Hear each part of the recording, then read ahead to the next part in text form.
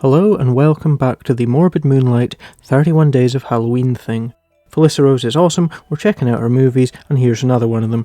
And that is of course 2020's horror comedy murder mystery Scream Test, written and directed by Mr. Bob Cook. Now Scream Test is kind of a tricky one to pin down because it plays quite a lot of different genres at once, but it's essentially your kind of traditional murder mystery type thing that happens to have a kind of horror movie flavour to it. Although it does twist and turn into more kind of outright comedic and horror-based segments as the story unfolds. Basically, it follows our lead, horror actress and scream queen Angie Newborn, played by the amazing Felissa Rose, in what weirdly is her first legit starring lead role for quite some time. I'd say it's actually probably her biggest part since maybe Satan's Playground back in 2006.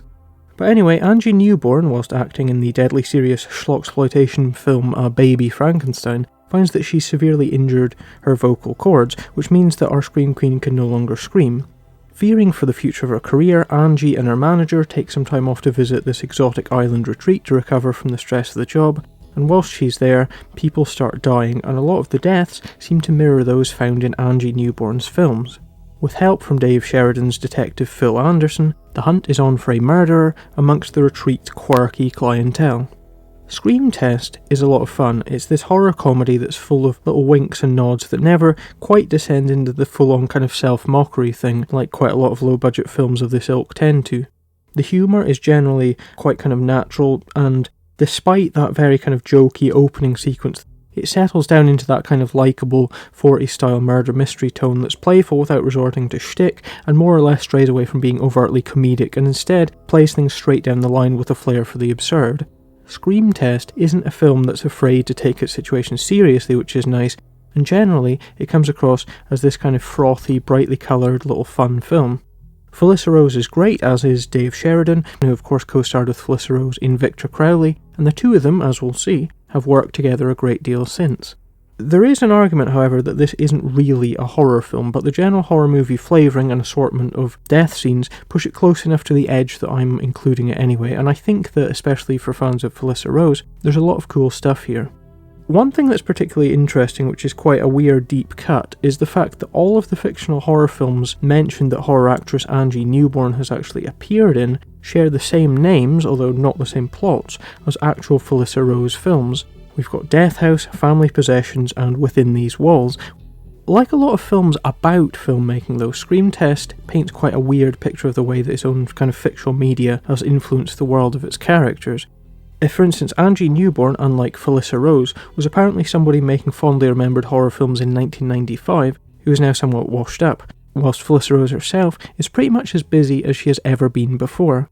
It's kind of weird just how many people are familiar with Angie Newborn's work in the world of Scream Test, just because it seems somewhat unlikely that the star of films like Baby Frankenstein would really be that famous.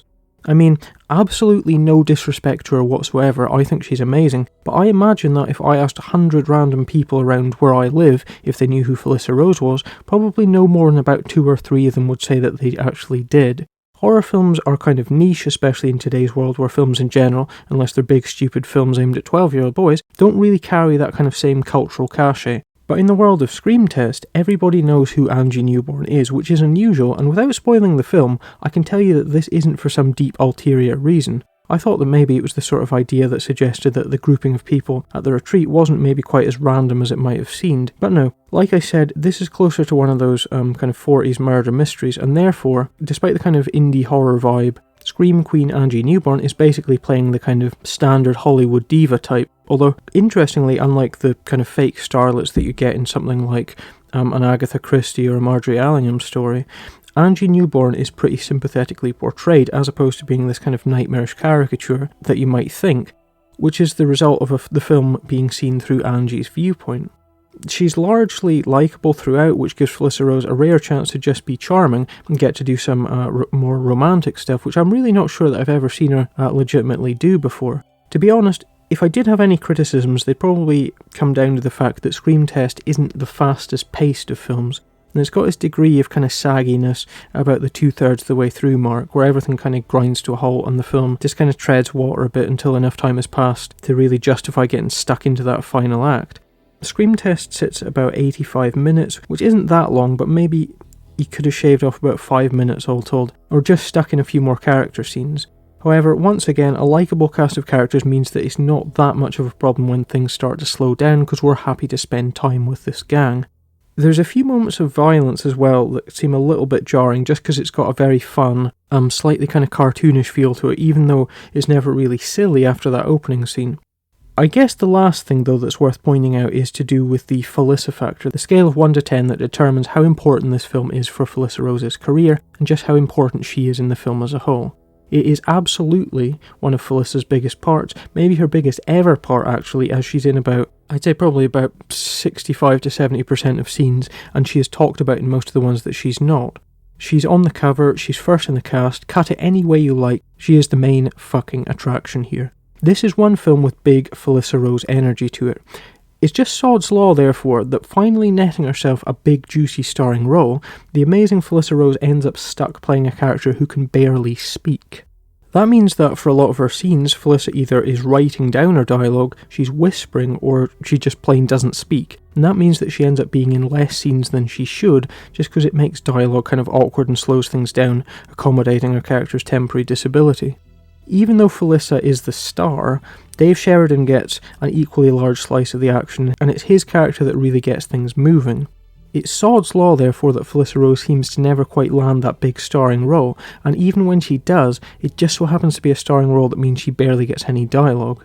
But we can't take that away from her here, and she gives a really strong performance here, which means that I'd say this gets a Felissa factor of 8 out of 10 for Scream Test, one of her biggest and best roles to date.